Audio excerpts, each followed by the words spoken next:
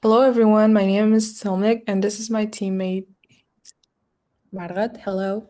And what we built is a distributed chat system, which is a real-time app where multiple people can connect and talk to each other simultaneously, and it is just like an iMessage or WhatsApp.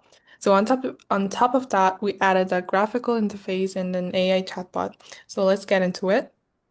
So what exactly is our project? So from scratch, using only Python, we built a working chat application with chatbot. So we used four main concepts. First, sockets, which handle the network connection. We can think of it like a phone call between two computers. And then the threading, which lets multiple things run at the same time. So while Alice sends a message, Bob can still be typing without waiting. And then the GUI, which stands for Graphical User Interface, which is the visual window you click on instead of the terminal. And then the AI integration connects a large language model, the same technology behind ChatGPT, to act as our chatbot, and six Python files, each with one specific job to make up the entire project. And two chatbot modes exist in our app. The first is the server-side bot, which we type at chatbot in the group chat, and the server detects it and contacts the AI and broadcasts the reply to everyone in the room. And then the second is the private bot. So we click the robot button and the personal window opens, just you and the AI, completely private and no server involved. So both run on Ollama, a free tool that lets you run AI models locally on your own laptop. And the personality can also be changed, which are friendly helper, strict professor, or pirate, and even Shakespeare, or fully custom. So now let's get into the demonstration of our chatbot system. First, we have the login screen, which validates the username and server address before connecting. If we type in different usernames, we can log into the chat system. And then the group chat displays messages in real time, color coded by sender with timestamps. And each person's messages show up in different colors.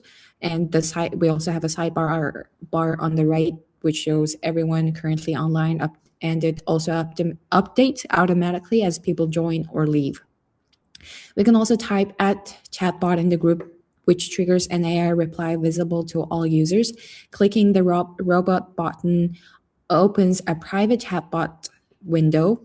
And also, if we ask something, and if the while the chatbot is taking its time to reply, it displays a thinking animation.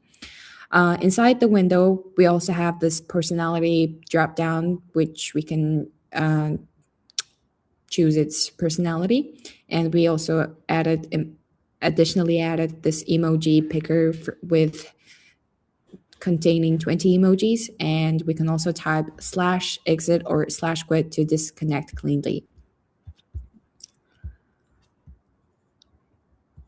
And during the development process, we use PyMono, which is a terminal-based AI coding assistant. And unlike a browser chatbot, PyMono runs inside the project folder and reads the actual code files before answering. And three specific problems we brought to it include understanding how the chatbot routine works in server.py, and second, a tricky threading problem in GUI.py, and specifically how to safely update a visual window from a background thread. Third, the thinking animation logic in the private chatbot window. We also we have six files in total, which with each one containing one clear responsibility versus AI dot underscore client dot py. This makes up the raw connection to the professor's AI server. Then chat underscore bot underscore client dot py. This wraps that into a more organized structure supporting both local Ollama models and OpenAI compatible APIs. And there's chat underscore bot dot py, and this adds the actual intelligence of the chatbot, including personality, conversation history, and the two bot modes. And server.py is the central hub for like everything. It connects to client.py, GUI.py handles networking purely on the user side, and GUI.p is what ties everything together visually. And the building order also matters because each file depends on the ones before it. And we have 8 libraries power the project. So the first one is tkinter, which builds the entire visual interface and every button and window in the text box, and then the socket creates the TCP network connections, and threading runs multiple users in the bot simultaneously without phrasing. And then the JSON packages every message into a structured format containing the type, sender, content, and the timestamp. And then the OpenAI connects to the AI using an OpenAI compatible format. And then the Ollama connects to local models directly. And then the date timestamps every message with the time. And requests handle HTTP calls to the professor server.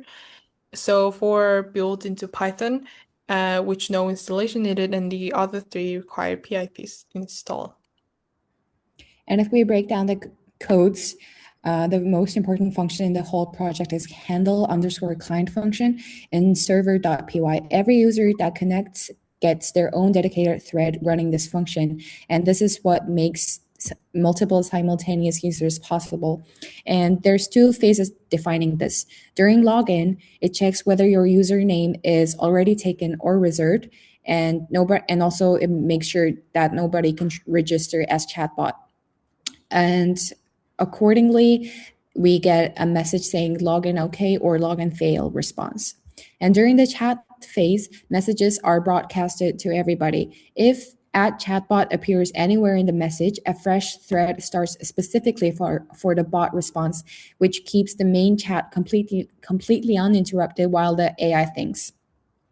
There's also a broadcast function sending a JSON message to every connected user.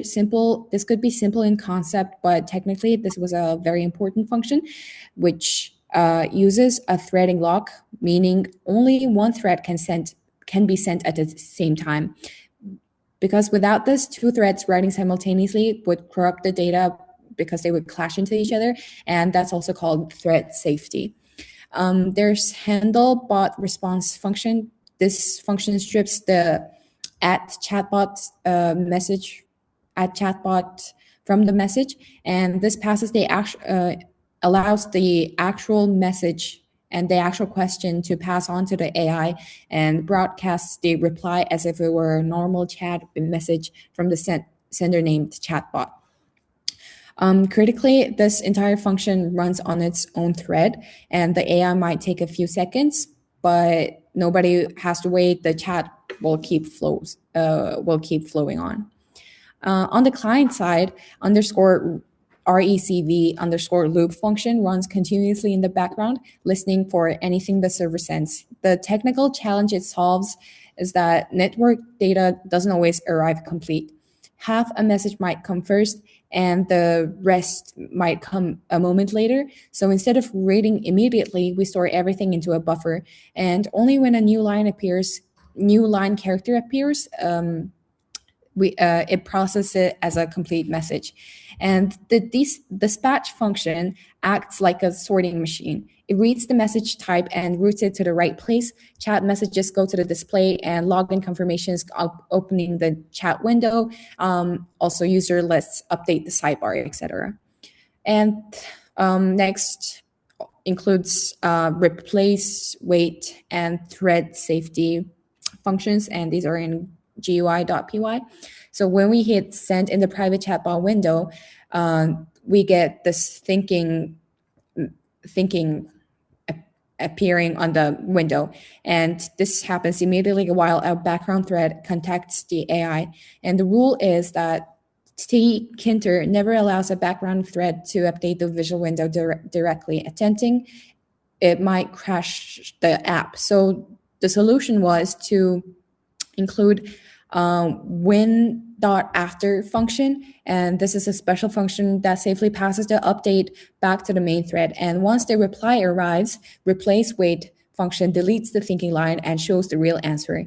And in these are also where PyMono come very helpful. And we used like specific questions like, how do I update a tkinter widget safely from a background thread to get help with the solution. And there's also this chat function managing the AI conversation. Each user gets their own separate history stored in a dictionary, a lookup table. So Alice's conversation never interferes with Bob's. And 3 things are sent to the AI every time: the personality, the full conversation history for context awareness, and the new message. And history is capped at 40 messages to keep responses fast. 2 bot classes handle different scenarios. Chatbot handler runs server-side for group mentions, and client-side chatbot runs client-side for the private window. Both inherit shared logic from a parent class called underscore based chatbot, and this only the personality prompt is what differs between them. And then the professor's sample GUI contained an intentional bug, which a variable called self.system_msg stored a message, but was never cleared. So every screen refresh would find the old value still sitting there and displayed again, and duplicate messages. So our fix was straightforward, which was to remove the variable entirely, and then the messages are written directly and immediately to the chat display. So nothing stored means nothing repeated. And the input box is also cleared right after sending and leaving no leftover state anywhere. And then 3 decisions shape the architecture. So first, networking and visuals are completely separated, which client.py knows nothing about Windows and GUI.py knows nothing about sockets, and they communicate through callbacks, which functions one part hands to the other to call when something happens and swap the entire GUI without touching client.py. And then the second, the bot always runs on its own thread. No user ever waits for the AI. And then lastly, the third, two bot modes share one parent class, and the logic is written once. So only the personality prompt is different and clean. There's no duplication anything. So lastly, we analyze the whole process of our project. For code organization, we had 6 files doing exactly one job. AI_client.py just connects to the AI. Chatbot.py just handles the bot logic. And these are the things that we explained in the big introduction of the presentation. And for class design, we used inheritance properly. Underscore based chatbot is the parent class with all the shared code. And chatbot handler and client-side chatbot extended and only override one method, which is the system prompt.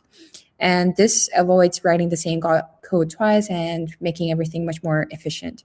Some of the challenges we faced include the tkinter thread safety, which we solved with root.after function. And second, we also struggled with the network buffer system for handling messages that arrive in pieces. Third, there's also practical setup challenges, getting the OpenAI package installed and setting up PyMono's configuration file correctly, and discovering that we needed to use Qwen 2.5 model instead of the PHI3 model for PyMono to work, because PHI3 mini doesn't support the tool calling future PyMono needs. Future improvements could include file transfer between users, and we will also love to add end-to-end encryption, which means messages being scrambled so only the sender and receiver can read them. Persistent bot memory, so the bot remembers you even after you close the app, and even like voice or video chat. And thank you for paying attention to our project. Thank you.